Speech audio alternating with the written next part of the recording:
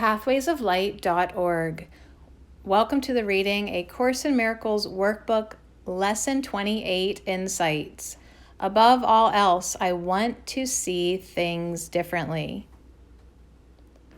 While growing up, I learned to give meaning to everything around me. I learned what everything is for. I am now learning to step back from my past, to let go of the past. I am now learning to have an open mind about what anything is or what it is for. I am learning to let go of my automatic responses and open to a new meaning given me by the Holy Spirit. This has not been easy for me unless I quiet my mind, slow it down, and let it shift into another gear. When I do this, the Holy Spirit lifts the veil, the meaning I have given things, and shows me the love of God that lies behind each thing that I see. This only happens when I am willing. The part of the lesson that says above all else is meaningful here. Unless I really want to see things differently, I will bring the past to the present. Right now, I am working with above all else.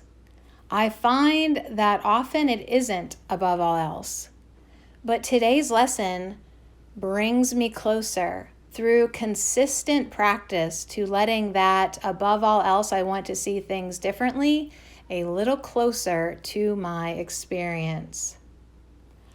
I really want to practice today's lesson as often as possible, knowing that this practice will lead me toward more consistency and seeing the light of God that is really there. I am willing to take it a step at a time and forgive myself when I forget. I want to consistently remember that there is only love. God is all. There is nothing else. Today, I take one more step by practicing this lesson over and over. This leads me to freedom. This leads me to consistent experience of the peace of God. As I did the practice lesson, it became clear to me that my day is filled with labeling and categorizing, sorting things I hear and see into various boxes of meaning. If something occurs that I cannot easily put in one of those boxes, I feel uneasy because it seems like I don't know what it means. Without a meaning that I can assign to it, it can even seem fearful because it is unknown, and I don't know how to defend against it if need be. All this comes because I have learned that it is my job to assign meaning to everything. That is what perception is for, or so I have learned. This lesson is helping me to let go of this idea. It is helping me withdraw from the role of assigning meaning and open to the meaning that lies beyond the form, beyond the labels and categories I have learned in the past. As I can open my mind and withdraw the assignment of meaning from the past, I can receive the Holy Spirit's enlightening vision. I become open to seeing the light that is shared by all that is real. The statement is a commitment, a dedication that I may not believe wholeheartedly yet, but each little step in that direction leads me to freedom. It leads me to recognize myself as I was created and as I am. Here is the peace of God, for I was created in the peace of God. There can be no goal greater than this, no greater satisfaction than reaching it. Above all else, I want to see things differently. When I say the words to myself, I want to see things differently, I notice that my action is drawn to the word want. I noticed as I looked around and really asked myself, do I really want to see this differently?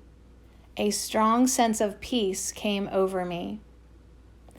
The biggest gift in this lesson today is the comfort that when I do get tired of assigning meaning to everything, there is a truth that will embrace me. I can make a commitment to withdraw my preconceived ideas. I can let go gradually with an open mind, knowing that when my mind and heart join in unity to see the light in everything, it will be all else. I want to see the peace of God.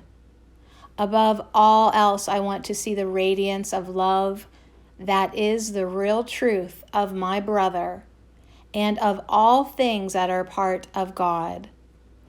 I want to bless the truth in myself and my brother.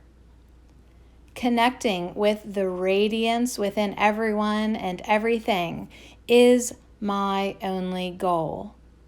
Herein lies the peace of God. Take my sight, O God, and let me see anew. I give to you myself.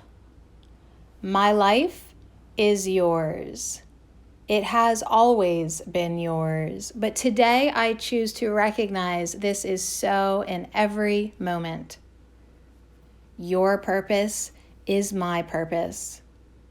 Your love is my love. We are one in all that I am. This is my comfort and my joy. I am not alone. I am one with you, and that can never change.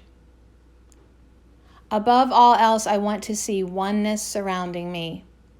I want to see you in my brother and sister. I want to see you in all things, circumstances, and events. In having this sight, I have all there is to have. In this, I am complete and whole. In this, I am in the now with you. And this is my only reality. Above all else, I want the reality of my existence. I've felt lately a connection and that others are experiencing this process of changing mind in so much the same way as I am. It seems to help that others seem to experience the same frustrations that I seem to feel. Also, when I see talk of positive progress, that makes me feel more certain that I can too. I was struck by the reference to the table as a way of gaining vision. It may not be particularly flattering that we aren't essentially different from the table and sharing the purpose of the universe, but it does eliminate a lot of complications.